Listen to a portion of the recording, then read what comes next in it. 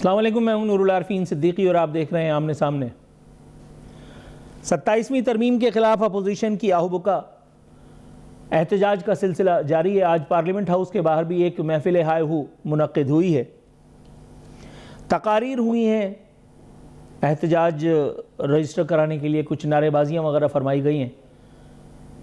اتنا تو حق بنتا ہے میرے خیال ہے پاکستانی اپوزیشن کا، وگرنہ مکمل طور پر ہبس کا ماحول سا کریٹ ہو جائے گا، تو اس حد تک ان کی اداکاری جسٹیفائیڈ بھی ہے۔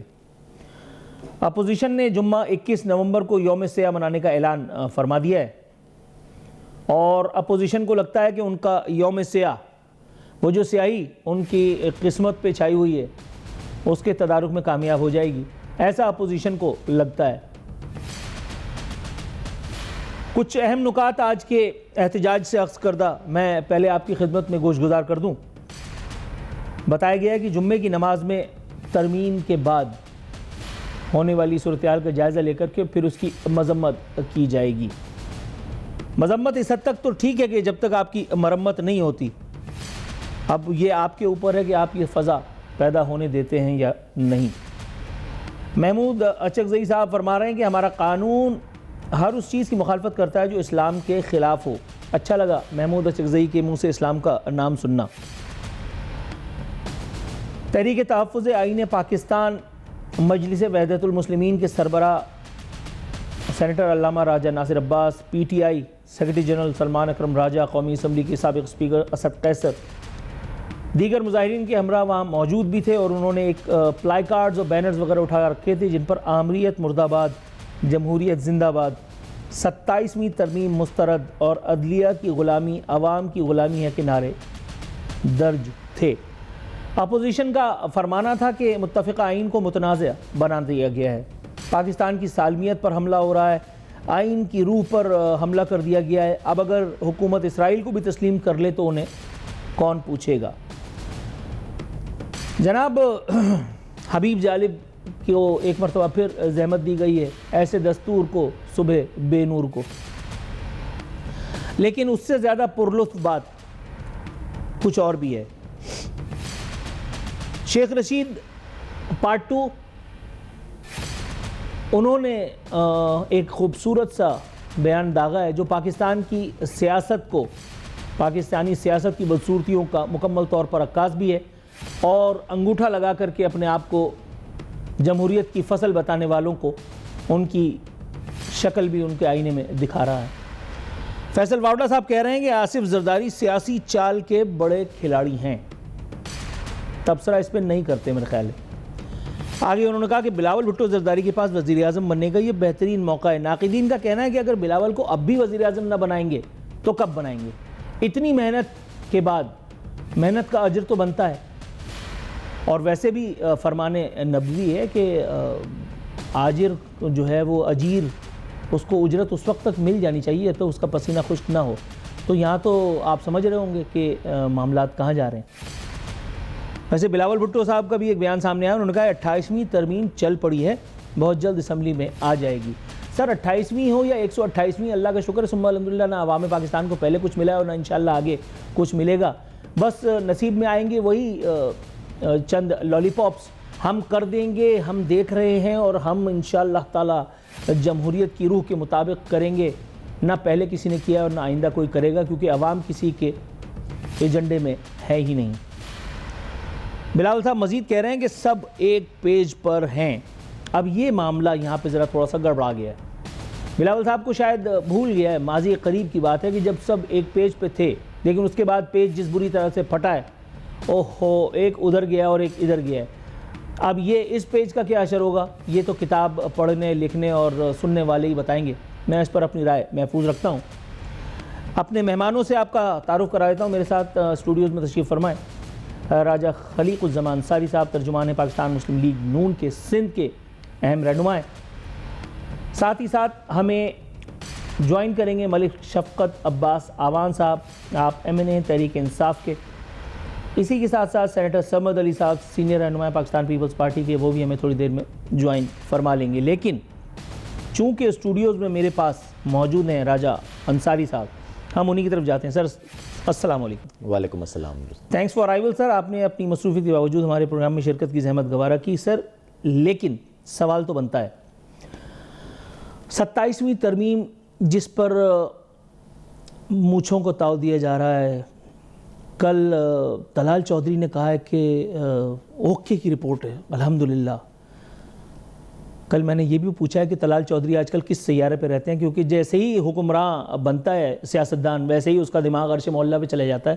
پھر وہ شعر اس کے لیے لکھ دیا گیا ہے, تم آسماں کی بلندیوں سے لوٹ آنا, مجھے زمین کے مسائل پہ بات کرنی ہے. اس کو پتہ ہی نہیں ہوتا بارات کہاں جا رہی ہے. پھر اس کو بھوک نظر نہیں آتی, اس کو ننگ نظر نہیں آتا, اس کو افلاس نظر نہیں آتا. وہ کہتا ہے کہ ہم تو یہ کر رہے ہیں اور ہم وہ کر رہے ہیں. اور پھر جب وہ بے روزگار ہوتا ہے تو پھر کہتا ہے ہم تو کرنے ہی والے تھے, اب یہ ہو گیا. سر نواز شریف صاحب, پلیز الاؤ می ٹو سے کہ نواز شریف صاحب نے کیا کیے؟ عوام پاکستان پوچھ رہی ہے, مجھے نہیں پتا. میں تو سیاست کا اسٹوڈنٹ بھی اپنے آپ کو اس صورتحال میں نہیں سمجھ سکتا. لیکن نواز شریف صاحب کی وہ ساری باتیں, وہ ساری سابقہ جدوجہد, وہ سارے تکڑ, وہ ساری چیزیں, اور اچانک سے ایک اپیئرنس اور اس کے بعد اوکے کی رپورٹ آ گئی. کچھ فرمائیں گے آپ؟ دیکھیں, سب سے پہلے تو نور العارفین صاحب یہ چیز سمجھنی چاہیے کہ 27ویں آئینی ترمیم کو لے کر جو احتجاجی لہر ہے, خاص طور پہ سندھ میں تو زیادہ ہے, میں دیکھ رہا ہوں وکلا میں بھی ہے, وہ صرف اور صرف اس میں جو جذباتی عنصر ہے وہ بہت زیادہ ہے. یہ کہہ دینا کہ 27ویں آئینی ترمیم جمہوری تقاضوں کو پوری نہیں کرتی, 27ویں آئینی ترمیم عدلیہ کا ڈھانچہ بگاڑ دیا, یہ الفاظ تو صحیح ہیں, لیکن ابھی تک کوئی ایسا نہیں آیا ہمارے سامنے جو کہے کہ بھائی یہ وہ آئین کا آرٹیکل ہے جس میں آپ نے یہ ترمیم کی ہے, اس کی بجائے یہ نہیں ہونا چاہیے تھا, یہ ہونا چاہیے تھا. یہاں ہوتا کیا تھا میں آپ کو عرض کر لوں, سمپل, ہمارے ناظرین بھی سن رہے ہیں. 26ویں اور 27ویں آئینی ترمیم سے پہلے ہمارے ہاں, اگر ہم صرف کراچی کی میں صرف بات آپ کو بتاؤں, کہ یہاں پہ 12-15 فرمز تھیں اس طرح کی جو اپنے جونیئرز کو بھرتی کرواتی تھی, کیونکہ ججز کی اپائنٹمنٹ کرتے تھے. اس سے پہلے بھی وہی ججز لگے ہوتے تھے, پھر وہ اپنے فرم سے لوگ لے آتے تھے, اور پورا جو بزنس تھا کراچی کا, جسے ہم کارپوریٹ بزنس کہتے ہیں, وہ ان 15 فرمز کے بیچ میں گھومتا تھا, اور خربوں روپے یہ لوگ کما گئے. اب اس وقت جو احتجاجی لہر چل رہی ہے اس کے پیچھے اگر آپ دیکھیں گے تو پیسہ بھی انہی فرمز کا لگا ہوا ہے جو پیسے دے رہے ہیں اور احتجاج کروا رہے ہیں. کیونکہ اگر 26ویں ترمیم کو ختم کریں, 27ویں کو ختم کریں, تو پھر وہی نظام آئے گا کہ جج کو بھرتی کرے گا, اور ہمیں پتہ بھی نہیں ہوتا تھا کہ کدھر سے آ گئے. میں وکیل ہوں نہ مجھے عدالتی معاملات اور کیا, اور 26 میں ہم نے کیا کیا ہے. سر اس ترمیم میں جو سب سے زیادہ معترضہ شق سامنے آئی ہے وہ استثناء. اتنی محنت سے یہ جھک مارنے سے پہلے کم از کم اگر اسلامی تاریخ کا ہی مطالعہ کر لیا ہوتا انگوٹھا لگانے والوں نے, وہ جو اپنے آپ کو سویلین سپریمیسی کے چیمپئن اور بے روزگار ہونے کے بعد چی گویرا کہتے تھے, وہ جو کہتے تھے کہ میں آؤں گا تو پھر یہ ہو جائے گا, وہ جو کہتے تھے کہ اگر میری حکومت ختم نہیں ہوتی تو پاکستان امریکہ بن جاتا. میرا سوال پورا ہونے دیجئے جناب. میں اپنے کندھے پہ تو رکھوں گا ہی نہیں, اب میں بھی کچھ سیکھ گیا ہوں. مفتی تقی عثمانی, جس کو پوچھنا جا کے ان سے پوچھ لے, میں کوٹ کر چکا ہوں.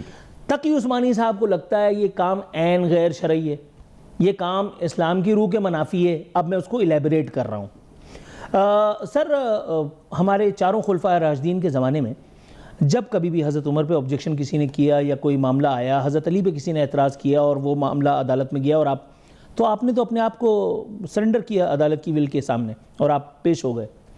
یہاں معاملہ یہ ہے کہ آپ نے استثناء کی دیوار کے پیچھے اور بقول مفتی تقی عثمانی ایک غیر شرعی کام اور باقاعدہ اجماع کے ذریعے کر کے, اور آپ اس کی جسٹیفیکیشن نکالیں گے تو اسلامی تاریخ کا مطالعہ کدھر گیا؟ سر کون سی کتاب پڑھی آپ نے؟ تقی عثمانی صاحب نے بنو امیہ کا دور نہیں پڑھا. نہیں میں وہاں نہیں جا رہا. نہیں کیوں؟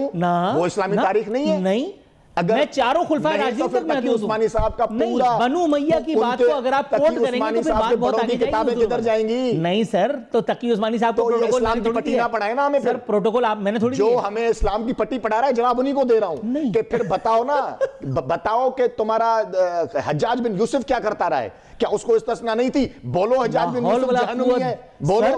سر بولے نا آپ حجاج بن یوسف سے کمپیئر کر کے یہ ترمیم لائیں کیا؟ میں اسلامی تاریخ کی بات کر سر رہا ہوں. لاکھوں لوگ آپ اگر کو کوئی سن رہے ہیں، ہمیں- آپ کیا کہہ رہے ہیں؟ اگر کوئی ہمیں اسلامی تاریخ کا ایک پروسپیکٹو پڑھائے گا تو دوسرے کا جس کا وہ خود دفاع کرتا ہے ہم وہ بھی پڑھائیں گے اس کو. اس لیے اسلامی تاریخ نہ پڑھائی جائے. ہم اس کیوں؟ وقت کیا یہ modern- اسلامی جمہوریہ پاکستان میں نہیں عرض ہے؟ کروں اس وقت ہمیں دنیا کے ساتھ بھی چلنا ہے. ہمیں ریاست پاکستان کو بھی سر دیکھنا ہے. دنیا کے ساتھ ہم سود کھا رہے مجھے ہیں ایک بات بتائیں. سر دنیا کے ساتھ ہم سود کھا رہے ہیں نا. بھارت میں صدر جو ہے وہاں کا اس کو استثناء حاصل نہیں ہے. بھارت میں اور بھی بہت ساری چیزیں اگر میں سنیں امریکہ میں نہیں ہے, جرمنی میں نہیں ہے, ترکی میں نہیں ہے. دنیا کے جتنی بھی پاورفل جمہوریتیں ہیں ان کے نظام میں استثناء ہے. اس کو کیوں ہے؟ کیونکہ یہ بنیادی جمہوری تقاضات ہیں. سر اگر یہ عمران خان کے دور میں ہوا ہوتا تو یہ عین غیر شرعی ہوتا, لیکن آپ نے جب یہ کام کیا ہے تو یہ اس کی جسٹیفیکیشنز ہیں. سر تھوڑا سا توقف کیجئے گا. سینیٹر سرمد علی صاحب ہمارے ساتھ موجود ہیں. سرمد صاحب السلام علیکم. سر جی السلام علیکم. جی سر کیسے مزاج ہے؟ طبیعت ٹھیک ہے آپ کی؟ جی اللہ کا کرم. بالکل سر میں آپ کے جونیئر کے جونیئر کے جونیئر کے جونیئر کا جونیئر رہا ہوں ایک زمانے میں. پہلے تو اپنی وہ پہچان آپ سے کرا کر کے اور آپ سے عقیدت مندی کا اظہار کر دوں, اس کے بعد اب سیاسی سوال. جی سر یہ جب بات ہو رہی تھی استثناء کی تو ابھی ہمارے دوست راجہ خلیق الزماں انصاری صاحب نے ایک جملہ معترضہ ادا کیا اور وہیں سے میرا پروگرام جو ہٹ ہو گیا, جس کے لیے میں ان کا مشکور بھی ہوں. انہوں نے پہلے تو یہ کہا کہ ہمیں اسلامی تاریخ نہ پڑھائی جائے, جبکہ جب میں گھر سے نکلا تھا تو اس ملک کا نام اسلامی جمہوریہ پاکستان تھا اور پارلیمنٹ پہ بلڈنگ پہ لا الہ الا اللہ محمد رسول اللہ بھی لکھا ہوا تھا. اب کا میں کہہ نہیں سکتا اسلام آباد میں کیا حال ہے, یہ کچھ آپ بتائیے گا. دوسرا سر انہوں نے کہا کہ حجاج بن یوسف کو بھی استثناء تھا, تو کیا حجاج بن یوسف کو معاذ اللہ سامنے رکھ کر کے یہ استثناء کی دیوار کھڑی کی گئی ہے زرداری صاحب کے سامنے؟ دیکھیں ایک چیز تو میں بہت کلیئر کرنا چاہتا ہوں کہ اس استثناء کا مذہب سے کوئی تعلق نہیں ہے, اس لیے مذہب کو مہربانی کر کے اس استثناء میں مت لے کے آیا جائے. اس کا دور دور سے مذہب سے کوئی تعلق نہیں ہے, تو اس کو استثناء کے اندر نہ لے کے آیا جائے, مذہب کو بیچ میں نہ دھکیلا جائے. دوسری چیز جو ہے وہ بیسکلی یہ ہے کہ یہ جو استثناء ہے یہ صدر کے عہدے کے لیے ہے. اس کے اندر عارف علوی صاحب بھی کوالیفائی کرتے ہیں اور جو بعد میں صدر آئیں گے وہ بھی کوالیفائی کریں گے. تو اس لیے کہنا کہ لیے کیا ہے استثناء کو دیا گیا ہے یہ مناسب نہیں ہے. اور دوسری چیز یہ ہے کہ آپ چاہتے ہیں کہ ایک آدمی جس نے 11 سال بغیر کسی جرم کیے جیل کاٹی, اس کو کیا آپ چاہتے ہیں کہ صدر بننے کے بعد مزید جیل کاٹے؟ آپ کا مقصد یہ ہے سب لوگوں کا پہلے فیصلہ کر لینا کہ آپ کا مقصد کیا ہے. جیسے آصف علی زرداری صاحب کے بعد میں بھی جو صدر بنے گا اس کو استثناء حاصل ہوگی. لیکن ہمارا مسئلہ یہ ہے کہ ہم صدر زرداری کے گرد پھنسے ہوئے ہیں اور ان کے گرد گھومی جا رہے ہیں. ہم یہ نہیں سوچتے کہ ایک آدمی جس نے 11 سال بغیر کسی جرم کیے ہوئے سزا کاٹی اور ایک جرم اس کے اوپر ثابت نہیں ہو سکا, اس کو ہم چاہتے ہیں کہ 5 سال کے بعد جب صدر کے عہدے سے اترے تو ہم دوبارہ اس کو اندر کر دیں. کچھ خدا کا خوف کریں, کہیں تو جا کے صدر زرداری پہ پیپلز پارٹی پہ ظلم کرنا چھوڑ دیں. اچھا سر, لیکن پیپلز پارٹی کو کچھ لوگ یہ کہہ رہے ہیں کہ ان کی محنت کا بہترین ثمر اب دینے کا وقت آ گیا ہے. میں بار بار ان کو کہہ رہا ہوں شیخ رشید پارٹ 2, لیکن ان کا آج کل نام ہے فیصل واڈا.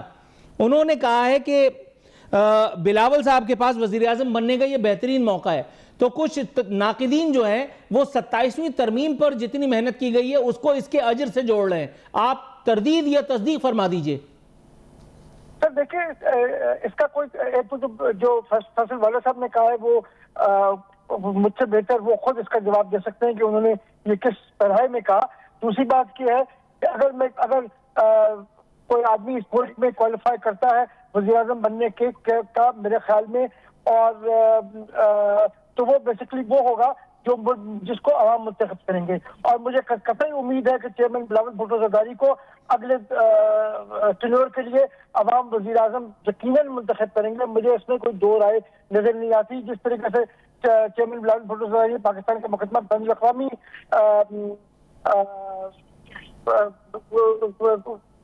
دنیا بھر کے اندر لڑا, اور جس طریقے سے پاکستان کو دنیا کے اندر ایک نیریٹو پاکستان کا جو تھا پازیٹیو نیریٹو لے جا کے لڑا, وہ میرے خیال میں کوئی آج تک نہیں کر سکا اور نہ کوئی کر سکے گا. تو اس لیے I think he is the best choice to be the prime minister of Pakistan. باقی آپ فیصل والا سے پوچھ لیجیے گا ان کے کیا رائے ہے, اس کے حوالے سے وہ بہتر بتا سکتے ہیں. Right sir. سر میرے ساتھ ملک شفقت عباس آوان صاحب MNA پاکستان تحریک انصاف, میرا خیال ہے ابھی وہ بھی, جی ٹھیک ہے okay. Sir Bilawal Bhutto Zardari is the best choice, Sarmad Ali صاحب کو ایسا لگتا ہے، آپ کا ٹیک کیا ہے اس پہ؟ پاکستان کے عوام فیصلہ کریں گے. پاکستان کے عوام نے آنے والے الیکشنز میں اگر سر آپ کے جواب سے کون سا یہ حکومت گر جائے گی اگر آپ جواب دے دیں گے سیدھے سیدھے سے، مطلب اگر آپ بتا دیں، کیونکہ آپ کے چہرے پہ ڈسپلیجر ہے اور آپ منہ سے کچھ کہہ نہیں رہے کہ یار یہ سیاستدانوں کو میری سمجھ میں نہیں آتا، یہ مطلب بغل میں چھری منہ پہ رام رام کیوں ہوتا ہے؟ ہر پارٹی کا یہ اپنا اپنا حق ہے کہ وہ اپنے لیڈر کو ایز اے پرائم منسٹر ضرور دیکھیں. پی ایم ایل این کا اسٹانس یہ ہے کہ ہم کنٹینیو کریں گے، انشاءاللہ ہمیں لوگ پھر ووٹ دیں گے اور اگلا وزیر اعظم ہماری جماعت سے ہوگا.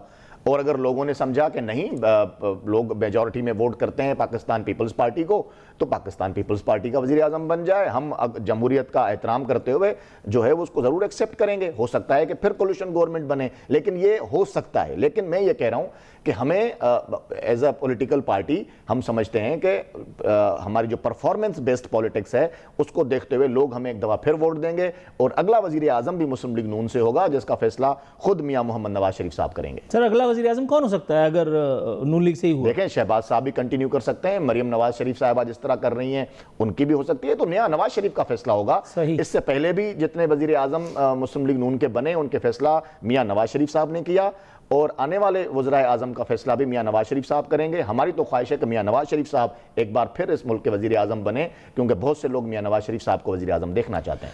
ملک شفقت عباس آوان صاحب، سر آپ میرے ساتھ موجود ہیں؟ جی موجود ہوں جی. سر بہت سے لوگ میاں نواز شریف صاحب کو اس ملک کا وزیر اعظم دیکھنا چاہتے ہیں، آپ اپنے آپ کو ان خوش نصیبوں میں شمار کرتے ہیں یا آپ کا اس پر کچھ اور؟ اللہ نہ کرے، دیکھیں مجھے گالی تو نہ دے. ابھی تو نہیں دی مطلب؟ ہاں دیکھیں وہ بندہ تو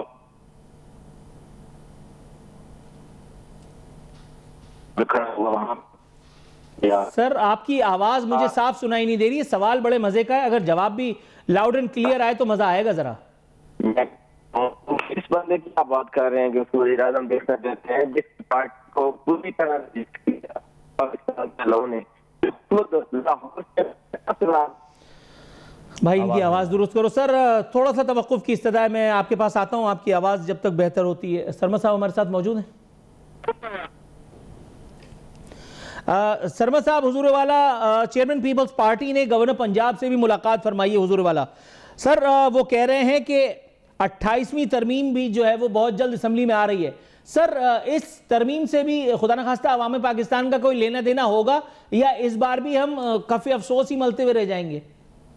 دیکھیں ایک بات تو پہلے اپنے ذہن میں ہمیں کلیئر کر لینی چاہیے کہ آئین میں ترمیم کرنے کا ایک پورا طریقہ کار جو ہے وہ دیا گیا ہے.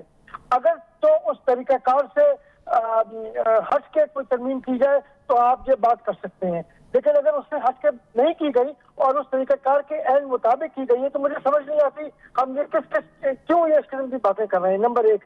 نمبر دو بات یہ رہی کہ جو مختلف ہم دیکھیں تو 3 یا 4 عنصر ہیں اس کے اندر 27ویں ترمیم کے اندر. ان میں سے اگر ہم ایگزامپل لیتے ہیں کانسٹیٹیوشنل کورٹ کی تو وہ تو جناب 2005 سے چلا آ رہا ہے. وہ نواز شریف صاحب، شہید محترمہ بینظیر بھٹو صاحبہ اور عمران خان صاحب نے اور مولانا فضل الرحمان نے سب نے مل کے سائن کیا تھا. اگر آج عمران خان صاحب اس سے یو ٹرن لے لیں اور کہیں کہ جی مجھے تو اب یہ سوٹ نہیں کرتی آئینی عدالت، تو میں تو اس کو کچھ نہیں کہہ سکتا. ہمارا تو اصول یہ ہے اور ہم نے 2008، 13، 18 اور 24 کے انتخابات میں جو ہمارا مینیفیسٹو تھا، تمام مینیفیسٹو میں جو آئینی ترمیم تھی نا وہ اس کا حصہ تھا. ہم نے ڈیمانڈ کیا تھا اور ہم نے عوام سے وعدہ کیا تھا کہ ہم آپ آئینی عدالت اگر ہم حکومت میں آئے تو آئینی عدالت دیں گے. تو ایز پولیٹیکل پارٹی یہ ہمارا فرض بنتا ہے کہ جو ہم نے اپنے منشور میں عوام سے وعدہ کیا ہے وہ وعدہ ہم پورا کریں. تو اس کو ہم نے بیسکلی پورا، ہم نے کوئی اس کے اندر کوئی وہ نہیں کیا. مجھے سمجھ نہیں آتی اس کے اوپر ہم کیوں ہم عجیب و غریب سوال کر رہے ہیں اور پوچھ رہے ہیں. اس میں تو کوئی دو رائے ہے نہیں. اسی طریقے سے نون لیگ کے بھی لاسٹ منشور میں تھا constitutional court, so I don't see this is an issue. یہ تو ان دونوں کے اوپر لازم تھا کہ یہ جو انفرسٹ ایجنڈا تھا چارٹر آف ڈیموکریسی کا اس کو فلفل کریں.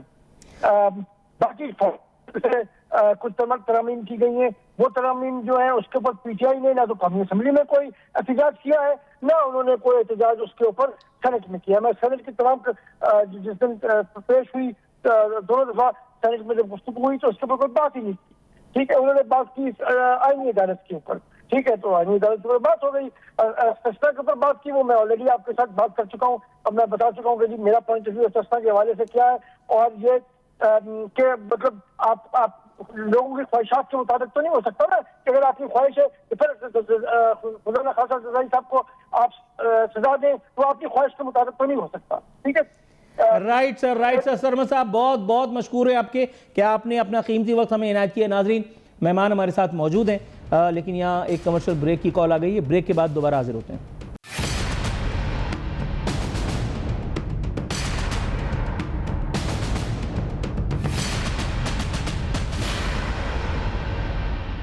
Welcome back. ناظرین, بات ہو رہی ہے اپنے مہمانوں سے. میرے ساتھ موجود ہیں ملک شفقت عباس آوان صاحب, آپ ایم این اے ہیں پاکستان تحریک انصاف سے. اسٹوڈیوز میں راجہ خلیق الزمان انصاری صاحب, ترجمان پاکستان مسلم لیگ نون سے ان کا تعلق ہے.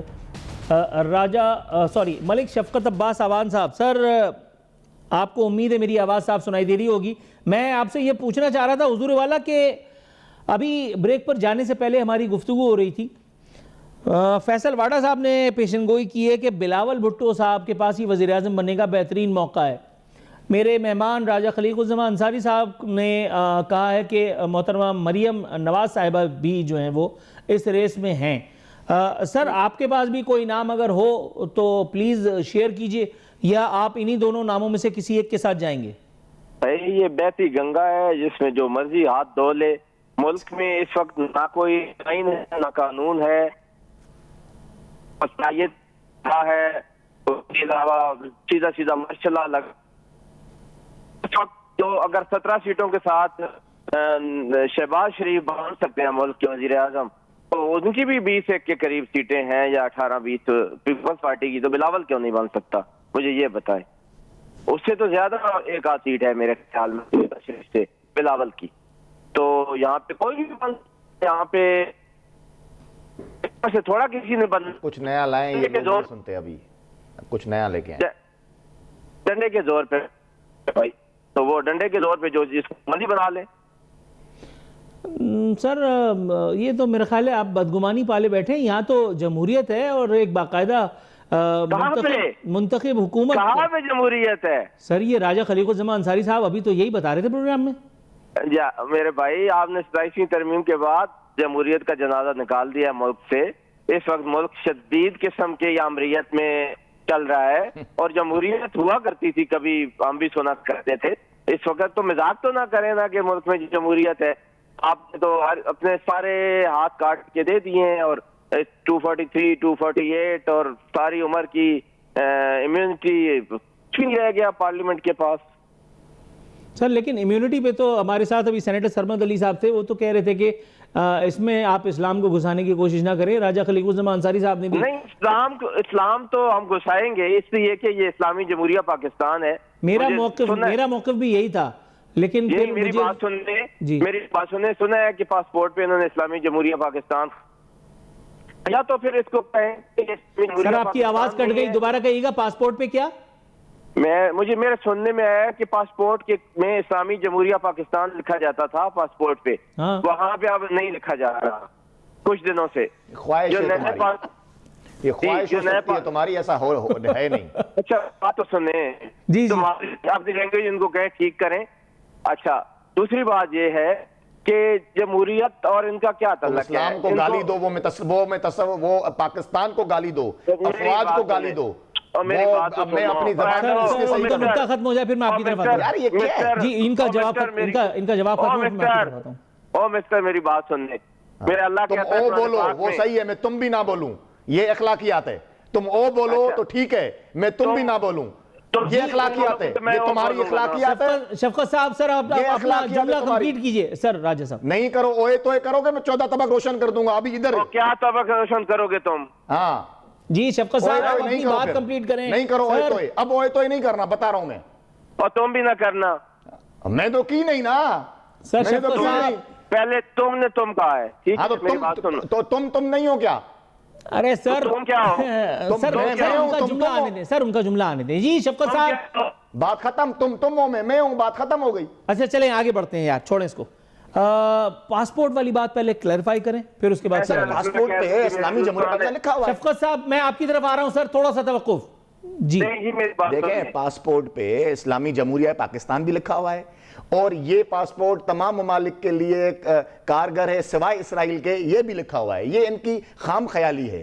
یہ وہی زبان بول رہے ہیں جو بھارتی بولتے ہیں. یہ اور کچھ لکھا ہوا ہے آج بھی لکھا ہوا ہے. اسرائیل کے ہاتھ میں ایک منٹ اسرائیل کے ہاتھ میں کیا دے دیے کہ سوائے انہوں نے اسرائیل کے 20 نکاتی ایجنڈے کو مان لیا ہے، جس کو چائنا اور روس ابھی کدھر لے گئے بات کو. 20 نکات ایجنڈا یہ وہ بات کر رہے ہیں جو ٹرمپ کا امن منصوبہ تھا.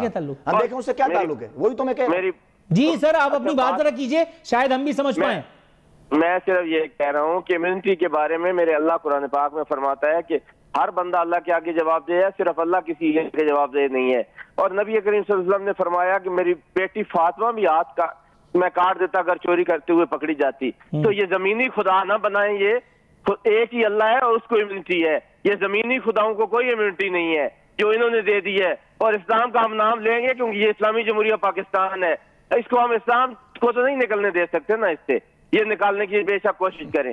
اور جب اللہ کے راستے میں آپ آئیں گے تو اس کا پھر انجام انشاءاللہ یہ دیکھیں گے. ٹھیک ہے بس تھوڑا سا توقف کیجئے گا، میں ان کے پاس چلے جاؤں. راجہ انصاری صاحب سر آپ کلیئر. جی ہمیں آج تک جمعے کے خطبے میں پڑھاتے ہیں کہ جو وقت کا حکمران ہے وہ اللہ کا سایہ ہے، ذل اللہ فی الارض.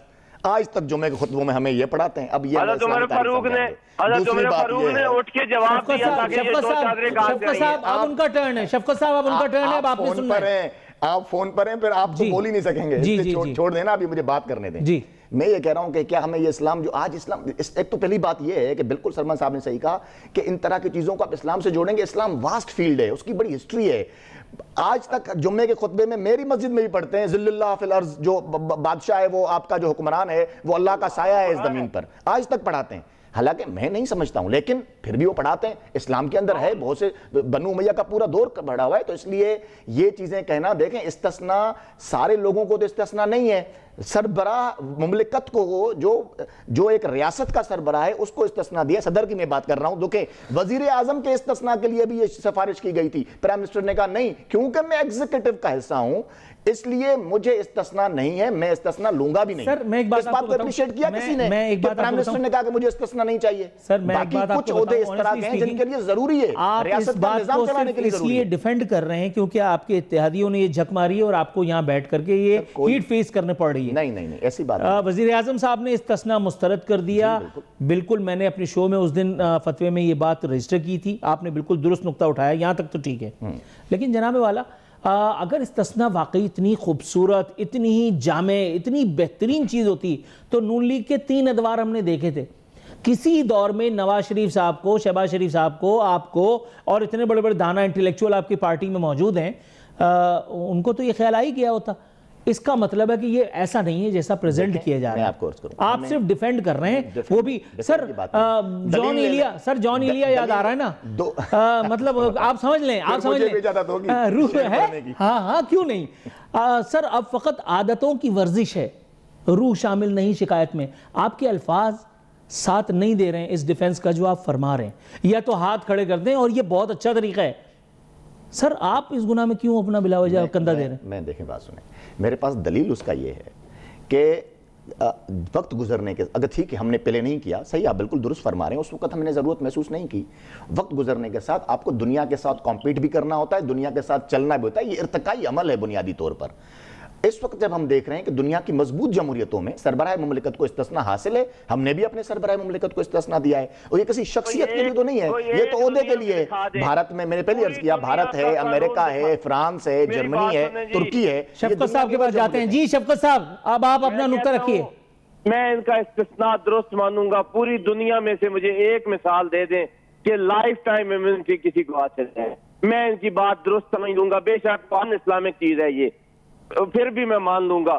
کسی غیر مسلم کنٹری میں بھی یہ نہیں ہے. اور یہ جو اسلام کی بات کہہ رہے تھے، ایک مال غنیمت میں چادریں ملی تھیں اور عمر فاروق کو 2 مل گئیں، تو وہاں پہ ایک بندے نے کھڑے ہو کے پوچھا کہ آپ کو 2 کیسے ملی؟ تو پھر ان کو بتانا پڑا کہ ایک چادر میرے بیٹے نے مجھے ہدیہ کی ہے، تب یہ میرے پاس 2 آئی ہیں. کون سی امیونٹی تھی یہ؟ یہاں پہ دین محمدی ہوگا، بنو امیہ والا. تو اگر آپ لاگو کرنا چاہتے ہیں تو اس میں تو یزید بھی تھا اور پھر یزید بھی بنی امیہ کا ایک حکمران تھا. ایسی کوئی حکمرانی آپ کرنا چاہتے ہیں تو وہ آپ کر رہے ہیں اور اس میں کوئی دوسری شک بھی نہیں ہے. آپ کہہ دیں پورے ملک میں یزیدیت آپ کہہ دیں کہ ان کا اسلام سے سر کوئی وہ تعلق کہہ رہے نہیں ہیں تھا. ان کا بنیادی نقطہ یہ جو انہوں نے چیلنج کیا کہ تاحیات استثناء. میں کہہ رہا ہوں کہ مثال یزید ایک کا چیز کی اسلام دے رہے ہیں، بات میں دوسری کہہ چیز رہا ہوں پہ کر رہے ہیں. نہیں نہیں میں کس ادھر نے نہیں کہا جا ہے رہا. کہ صدر سے سوال نہیں کیا جا سکتا؟ کس نے کہا ہے؟ سر تاحیات تاحیات سوال کریں، سوال بھی کریں. اگر وہ کوئی جرم کرتے ہیں، کوئی اس طرح کا کوئی فوجداری جرم کرتے ہیں تو ان کے اوپر کیس بھی ہو سکتا ہے. کس نے کہا ہے آپ کو؟ استثناء کا مطلب یہ ہے کہ جناب جب وہ اپنے ریاستی امور سر انجام دے رہے ہیں. ہمارے یہاں کیا ہوتا رہا ہے؟ ہمارے یہاں 100 موٹو لے کے یہاں پہ لوگوں کی تذلیلیں کی جاتی رہی ہیں بغیر کسی وجہ کے. اسی موجودہ قوانین کو ٹوسٹ کر کے لوگوں کے خلاف جو ہے وہ غلط قسم کے کیسز داخل کر کے کسی کو فائدہ پہنچایا گیا ہے. سر وہ کہہ رہے ہیں اور یہ وہ نہیں کہہ رہے ہیں، یہ بہت سے لوگوں کو شکوہ ہے. نواز شریف اور اس کی بیٹی کو اندر کر دو، یہ بینیفیشری. پورے نظام کو لپیٹ دو، یہ بینیفیشری. تو یہ تو بینیفیشری رہے نا. ان کو تکلیف ہوگی، ان کی تکلیف پہ مجھے کوئی وہ نہیں ہو رہا. میں ان کی بینیفٹ کی بات نہیں کر رہا. میں صرف یہ کہہ رہا ہوں کہ لائف ٹائم کیوں؟ سوال صرف یہ ہے. سوال دیکھیں، بات سنیں. لائف ٹائم کا مقصد یہی ہے کہ ہمارے یہاں کیا ہوتا ہے؟ ہمارے یہاں ہوتا ہے کہ جب وہ صدر سے ہٹ جاتے ہیں تو لوگ کیا کرتے ہیں کہ ان کو ہیوملیٹ کرنے کے لیے جھوٹے مقدمات ان پہ بناتے ہیں. اگر دیکھیں نہیں پچھلے کس صدر کے ساتھ ہوا یہ؟ سب سے بڑا ممنون صاحب صدر تھے تو ان کے ساتھ ہوا. آپ جمہوری اپنے آپ کو بولتے ہیں نا. نہیں میں آپ سے یہ پوچھ رہا ہوں، آپ کہہ رہے ہیں لوگ ہیوملیٹ کرتے ہیں. سر ممنون صاحب کے ساتھ ہوا، عارف الوی کے ساتھ ہوا، اس سے پہلے چلے فوراً نہیں، ان کا تھوڑی دنوں میں انتقال ہو گیا. میں وہ بات نہیں کر رہا. دیکھیں بات سنیں. ہم پہلی بات یہ ہے کہ یہ کوئی ضد کی بات نہیں ہے، یہ کوئی پوائنٹ سکورنگ کی بات نہیں ہے. آپ اتنے سارے دماغ ہو نا، جمہوری دماغ ہو، آپ یہ سجیشن تو لاتے کہ بھائی چلیں ٹھیک ہے لائف ٹائم کا اس طرح کر لیتے ہیں کہ اس کا مواخذے کی جو ہوگا اختیار وہ پارلیمنٹ کے پاس ہوگا. بعد میں بھی لائف ٹائم کی اگر بات ہو رہی ہے تو اگر بعد میں کوئی اس طرح کام ہوتا ہے تو پارلیمان یہ فیصلہ کرے کہ صدر پاکستان رہ چکے ہیں، اب چونکہ انہوں نے یہ عمل کر دیا ہے تو کیا ان کا استثناء اس سے واپس لیا جائے. وہ اختیار آج بھی پارلیمان کے پاس ہے، مطلب عوام کے پاس ہے. تو جب طاقتور عوام بننے جا رہا ہے، ان کو تکلیف ہوگی کیونکہ تو کندھوں پہ چڑھ کے آنے کے عادی ہیں. ہم عوام کو طاقتور بنا رہے ہیں، پارلیمنٹ کو طاقتور بنا رہے ہیں، ریاست پاکستان کو طاقتور بنا رہے ہیں. یہ عجیب. ناظرین یہاں ایک چھوٹے سے کمرشل بریک کی کال آئی ہے. بریک کی کمرشل بریک کے بعد انشاءاللہ تعالی واپس آتے ہیں اور پھر اس گفتگو کو پھر ہم کنکلوژن کی طرف لے کر کے جائیں گے.